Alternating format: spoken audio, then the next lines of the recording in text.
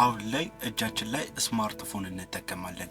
ያ ማለት ደግሞ ስማርትፎናችን ወይ ጊዜያችን፣ ገንዘባችን፣ ጉልበታችንና አእምሮአችንን እየሰረቀን ነው።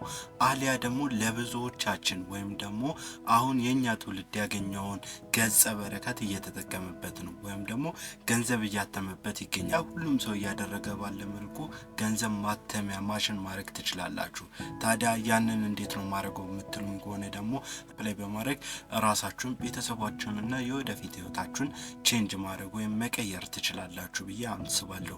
ብዙዎቻችን ኦንላይን ስራ ሲባል የሆነ አፕሊኬሽን ውስጥ ገብቶ የሆነ ነገር መነካካት፣ የሆነ አፕሊኬሽን ውስጥ ገብቶ ሰዓቱን ሙሉ ታብታብ የሆነ ነገር ማድረግ አይደለም። እውነታው ከዛ ፍጹም የተለየ ነው። ሁሉም የኦንላይን ስራዎች የራሳቸው ኢፈርት፣ የራሳቸው ድካምና የራሳቸው ሪስፖንሲቢሊቲ የሚያደርጉት ሰው አለ። የሆነ ኦንላይን ስራ እኛን እየገነባን ነው የሚሄደው። ኦንላይን ስራ ሲባል ከቤታችን ቁጭ ብለን ስለምንሰራው፣ ገንዘብ በዶላር ስለሚከፈልን፣ አሊያ ደግሞ እዛው ዋይፋይና ኢንተርኔት ዋይፋይና ስልክ ስላለን ብቻ ሰርተነው ትርፋማ መሆን ብቻ አይደለም። የራሱ ሜንታሊቲ የሚገነባቸው ማንነቶች አሉ። የራሱ በተለየ ደግሞ የሚፈልጋቸው ገጸ ባህሪያቶች አሉ። የሚፈልጋቸው አይነት ሰዎች አሉ። የሚፈልጋቸው አይነት ካራክተሮች አሉ። ሁሉም ኦንላይን ስራ የራሱ የሆነ ካራክተር አለው እና ሳላበዛባችሁ እነዚህን 3 ስራዎችን በፍጥነት አሁኑን እነግራችኋለሁ። በተለይ ደግሞ ሶስተኛው ሁላችሁም ከምትገምቱትና ከምትጠብቁት ኢቨን አጠገባችን ሆኖ ያልጀመርነውን አይነት ስራ ነው መነግራችሁና ቻናሉን ሰብስክራይብ ያደርጋችሁ ወደ መጀመሪያው ኮንሰፕት ልመለስላችሁ። የኦንላይን ስራዎች ልንገራችሁ። አንደኛው ዲጂታል ማርኬቲንግ እና አፊሊየት ማርኬቲንግ እየነጠለን እናያቸዋለን። ግን ደግሞ ብዙም የማይነጣጠሉ አይነት የስራ አይነቶች ሲሆኑ ኦንላይን መስራት ትችላላችሁ። ኦንላይን ግን ቅድም እንደነገርኳችሁ መስራት ትችላላችሁ ስላችሁ ቤታችሁ ቁጭ ብላችሁ ኢንተርኔት ስላላችሁ ብቻ ዝም ብላችሁ ሰርታችሁ ገንዘብ የሚታፈስበት አይነት አይደለም። የራሱ የሚፈልገው ሜንታሊቲ አለ። የራሱ የሚፈልገው ኢፈርት አለ። ታዲያ ያንን ኢፈርት ማሟላት አለባችሁ። አንደኛው ያው ዲጂታል ማርኬቲንግን እንዴት ነው የምንጀምረው? ከሌሎች ስራዎች ምንድነው ለየት የሚያደርገው? ምንድነው ቀላል የሚያደርገው? ሌሎች ስራዎች የሚያስገኙት ገንዘብና እሱ የሚያስገኘው ገንዘብ ምኑ የተለያየ ይሆናል? እንዲሁም ደግሞ የምናሳድረው ኢፈርት የሚለውን አንድ በአንድ ማሳያችሁ ይሆናል። አንደኛው ዲጂታል ማርኬቲንግ ምንድነው? ዲጂታል ማርኬቲንግ በቀላሉ ሰዎች ለምሳሌ ቡቲክ ቤቶች፣ ኤሌክትሪክ ማምረቻ ተቋማት፣ ጫማ ማምረቻ ተቋማት፣ ኢቨን አፕ አሁን ላይ በጣም ብዙ ድርጅቶች አሉ ከውጪ እየመጡም እንዲሁም ደግሞ ስታርታፕ የሆኑ ሀገራችን ላይ በጣም በርካታ ቢዝነሶች ተፈጥረዋሉና እነሱ ሁሉ ቢዝነሶች የራሳቸው ሶሻል ሚዲያ ያስፈልጋቸዋል። ግን ደግሞ እዚህ ጋር ነው እናንተ የምትመጡት። ሁሉም ሰው ምርቱን ማምረትና መሸጥ ይፈልጋል። ታዲያ ፎከስ የሚያደርገው ምርቴ በምን ያክል ጥራት ይወጣል፣ ምርቴ በምን ያህል ፍጥነት ይሸጥልኛል ሚለው ላይ ስለሆነ ፎከስ የሚያደርገው ሶሻል ሚዲያ ቀርጾ ኤዲት አርግቶ ፐብሊሽ ማድረግ አይችልም። ስለዚህ እናንተ የምትገቡት እዚህ ጋር ነው። እናንተ የድረገጹን ወይም የማህበራዊ ሚዲያውን አክሰስ ኮንትሮል ተቀብላችሁ የዛ ሰውዬን ኮንትሮል ተቀብላችሁ እናንተ ማስተዳደር መቻል ነው። ያ ድርጅት የራሱን ብራንድ አዌርነስ እንዲፈጥር፣ ሰዎች ጋር ቶሎ ተደራሽ እንዲሆን፣ ጥራት ያላቸውን ቪዲዮዎች ፐብሊሽ እንዲያደርግ፣ እንዲሁም ደግሞ ከሰዎች ጋር ያለውን ወይም ከደንበኛ ጋር ያለውን ኮሚትመንትነት በደንብ ማጠንከር ሲሆን፣ ታዲያ እናንተ ይህንን ስራ በአጭሩ ሰርታችሁ በጣም ብዙ ብሮችን ማስከፈል ትችላላችሁ። ዲጂታል ማርኬቲንግን በቀላሉ አሁን አስረድቻችኋለሁ። ታዲያ መጀመር እንዴት ነው የምንችለው?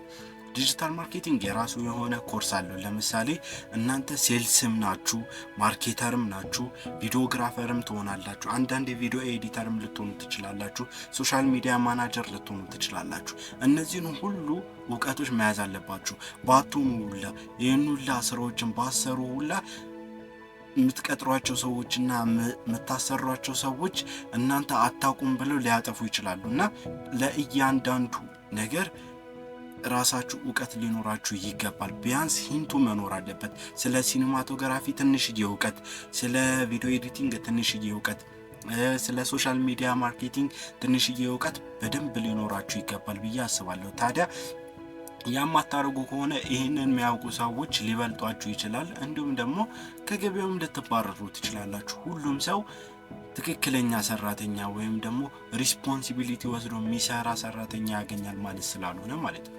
ስለዚህ ዲጂታል ማርኬቲንግን እንዴት ነው መማር የምንችለው? በጣም ብዙ ፍሪ የሆኑ ሶርሶች ዩቲዩብ ላይ አሉ። ግን ደግሞ ያንን ሁሉ ማገላበጥ ያንን ሙሉ ነገር ማከማቸት ጋርደን ይሆንባቸዋልና እኔ አንድ የተማርኩበትን ዩቲዩብ ቻናሎችን ልንገራችሁ። ዮናስ ሞና ዩቲዩበርስ ሲባላሉ በደንብ ስለ ዲጂታል ማርኬቲንግ ትንትን አድርገው በደንብ በጣም ብዙ ፉል ኮርሶችን አዘጋጅተውላችኋል። እዛ ገብታችሁ ማየት ትችላላችሁ። አሊያም ደግሞ ኮሜንት ላይ ጻፉልን። እኔ በሰፊው ስለዚህ ነገር እነግራችኋለሁ። በወር በትንሹ በዲጂታል ማርኬቲንግ እኛ ከምንሰራው አንፃር በወር በትንሹ ከ10,000 ብር እስከ 100 እስከ 1 ሚሊዮን ብርም የሰሩ በርካታ ልጆች አሉ። በዛ መልኩ መስራት ትችላላችሁ። እንዲሁም ደግሞ ደስ የሚለው ነገር ኮንሲስተንሲ የሆኑ ስራዎች ስለሚመጡላችሁ እናንተ ያንን ነገር ያለ ማቋረጥ ስለምትሰሩት ስራ በኦንላይን በርካታ ነገሮችን አቺቭ ማድረግ ትችላላችሁ ብዬ አስባለሁ። ሁለተኛው ደግሞ አፊሊየት ማርኬቲንግ ዲጂታል ማርኬቲንግ ውስጥ ቢሆንም ይሄ አፊሊየት ማርኬቲንግ ዲጂታል ማርኬቲንግ ኮንሰፕት ላይም ቢሆን አፊሊየት ማርኬቲንግ ማለት በሊንክ ሰዎችን መሸጥ ነው። ለምሳሌ የሪል ስቴት ሴልሶችን ካያችሁ ለሆነ አሁን ለምሳሌ ስም ልጥቀስና ቴምር ፕሮፐርቲ የራሱ የሆኑ ሴልሶች አሉት አይደል? ከዛም በኋላ ሴልሶች የሚያመጧቸው ደንበኞች አሉ። መንገድ ላይ የሚየዞሩ ባንትን በራሪ ወረቀቶችን በትነው ሴልሶችን ያመጣሉ። እነዛ ሴልሶች አክቹአሊ የሚገዙት ከካምፓኒው ነው፣ ከቴምር ፕሮፐርቲ ነው ቤቱ የሚገዙት። ግን ደግሞ ያጋዛቸው ማን ነው? የሆነ እከሌ የተባለ ሴልስ ነው። ስለዚህ ሴልሱ ምን ያገኛል? ኮሚሽን 2% ምን 3% 5% ሊሆን ይችላል። ያንን ኮሚሽን ያገኛል። ታዲያ አፊሊየት ማርኬቲንግም በቃ ይሄ ወይ ነው ያለው። ትላልቅ ድርጅቶች አሉ፣ ትላልቅ የሴልስ ተቋማት አሉ፣ ትላልቅ የማርኬቲንግ ተቋማት አሉ። በእናንተ ሊንክ የሆነ ሰው ሪጂስተር ሲያደርግ፣ በእናንተ ሊንክ የሆነ ሰው ሴል ሲያደርግ እናንተ ከገዛው ሰውዬ ላይ 2%ም 3%ም እየተሰጣችሁ የምትሰሩት አይነት የኦንላይን ስራ ሲሆን ይህም ደግሞ በርካታ ሀገራችን ውስጥ እንደዚህ አፊሊየት ማርኬቲንግ ተብለው የተጀመሩ አይኑሩ እንጂ ሴልስ ማርኬተር እየተባለ በጣም ብዙ ኒሾች ተፈጥሮለት እየተሰራ ነው። ግን ደግሞ አክቹአሊ አፊሊየት ማርኬቲንግ ተብሎ እንደሌላው ዓለም በኦንላይን ስላልተጀመረ ይሄ ኦንላይን ስራ ይሄ አፊሊየት ማርኬቲንግ እናንተ ጀስት አፊሊየት ማርኬቲንግ ባይሆንም ኢትዮጵያ ውስጥ ግን አለ ለማለት ያክል ነው። ደግሞ ከዲጂታል ማርኬቲንግ ወጣ ሁለተኛው ደግሞ የሚሆነው ያው ሶሻል ሚዲያ ማኔጅመንት ነው ወይም ኤስኤምኤም የምንለው ነው። ሶሻል ሚዲያ ማኔጅመንት ማለት አሁን ላይ ቲክቶከሮች አልቀሩ፣ ዩቲዩበሮች አልቀሩ፣ ኖርማሊ ተማሪዎች አልቀሩ፣ እንዲሁም ደግሞ እኛን ጨምሮ በርካታ ሰዎች ሶሻል ሚዲያ ማኔጅመንት ስራዎችን እየሰራ እንገኛለን። ተራ የሚባለውም ሰው ምንድነው ስትዩ ሶሻል ሚዲያ ማናጀር ነኝ እያለ ነው። ይህ ስራ ካለፈው ከ2 ዓመት ጀምሮ በጣም በብዛት እየተሰራበት ያለና እንዲሁም ደግሞ በጣም ብዙ ገንዘቦችን እየሰራ ያለ የስራ መስክ ሲሆን በቃ ዲቴሉን ለመግለጽ ያክል ምንድነው የሰውየው ሶሻል ሚዲያ አለ።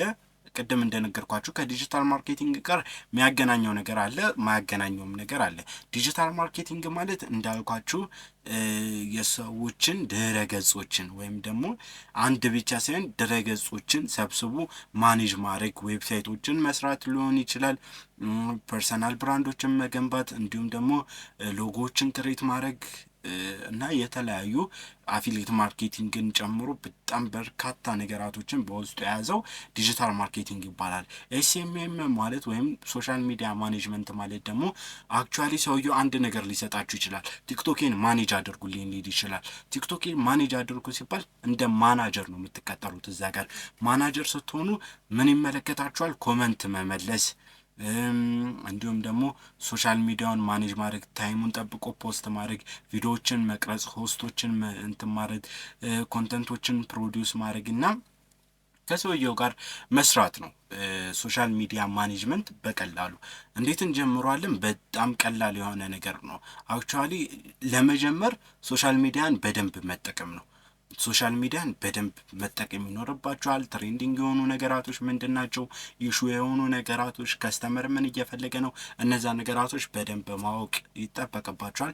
ከዛም በኋላ ነው ወደ ስራው አክቹዋሊ መግባት የምችሉት። ከዛም በኋላ ደግሞ መማር ያሉባችሁ ነገራቶች አሉ።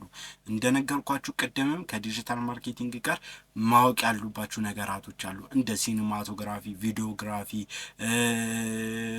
ኮንሰልቴት ማድረግ ሴልሶችን፣ እንዲሁም ደግሞ የኮንተንት ክሪኤሽን አይዲያዎችን በደንብ መጽሐፍ የምታነቡ ከሆነ በደንብ ከመጽሐፉ ጋር አያይዛችሁ መስራት የምችሉት በርካታ ነገራቶች አሉ።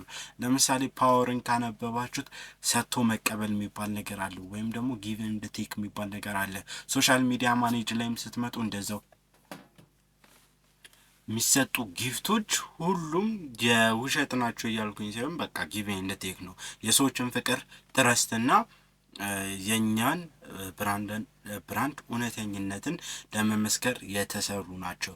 ታዲያ ይሄ በትንሹ ስለ ኤስኤምኤም ወይም ሶሻል ሚዲያ ማኔጅመንት ስራዎች የሚያጠቃልል ነው። ታዲያ እነዚህ ስራዎች አሁን ላይ በጣም በርካታ ሰዎች እየገቡባቸው፣ በርካታ ገንዘቦች ኢሚዲየንስ የሚታፈስባቸው እና በሺዎች ብሮችን ማግኘት የምችሏቸው እና ሰርቫይቭ ለማድረግ በጣም አመቺና ኦንላይን ስራዎች ላይ በአጭሩ ገብታችሁ ትርፋማ መሆን የምፈልጉ ከሆነ እነዚህ ስራዎች ግዴታ መጀመር አለባችሁ።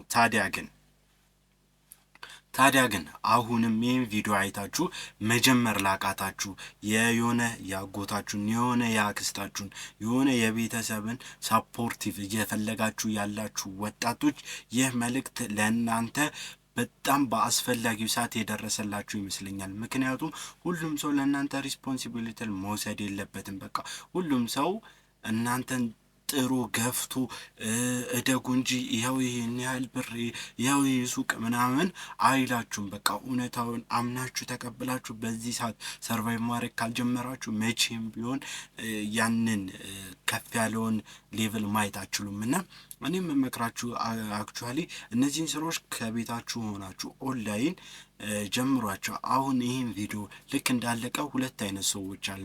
አንደኛው እጀምሯለሁ ብሎ እኔ ከነገርኳቸው ኦንላይን ስራዎች መሃል ሲንክ አድርጎ አንዱን ይጀምራል፣ ይሄድበታል፣ በጣም ትርፋማ ቦታዎች ላይ ሊደርስ ይችላል፣ ይደርሳልም። ሁለተኛው ግን ኦኬ እጀምረዋለሁ ምናምን ብሎ ቀን ቆርጦ ከዚያም በኋላ ይተወዋል። እንደዚህ አይነት ሰው ከሆናችሁ እባካችሁ አዳምጡኝ። ማንም ለእናንተ ጊዜም ግድም የለውም። ይሄ በቃ እውነታው ነው። ለእናንተ ማንም ሰው ጊዜም ግድም የለውም። ስለዚህ መጀመርም መስራትም መለወጥም የምችሉት እራሳችሁ ናችሁ። ለራሳችሁ ያላችሁት ጀስት እራሳችሁ ናችሁ። ሶ ማድረግ ያለባችሁን ነገር በስትክክል ቁጭ ብላችሁ ሰምታችሁ አከናውናችሁ መጀመር ትችላላችሁ። እንደዚህ አይነት ቪዲዮዎችን በብዛት ከዚህ በኋላ ፕሮዲውስ እያደረግን እኔም እናንተም ከፍ ያለ ደረጃ ቦታ ላይ እንገናኛለን ብዬ አስባለሁ። ሶ እስካሁን መታችሁ ደግሞ ሰብስክራይብ ያላደረጋችሁ ሰዎች ካላችሁ ሰብስክራይብ ማድረግ እንዳይረሳ።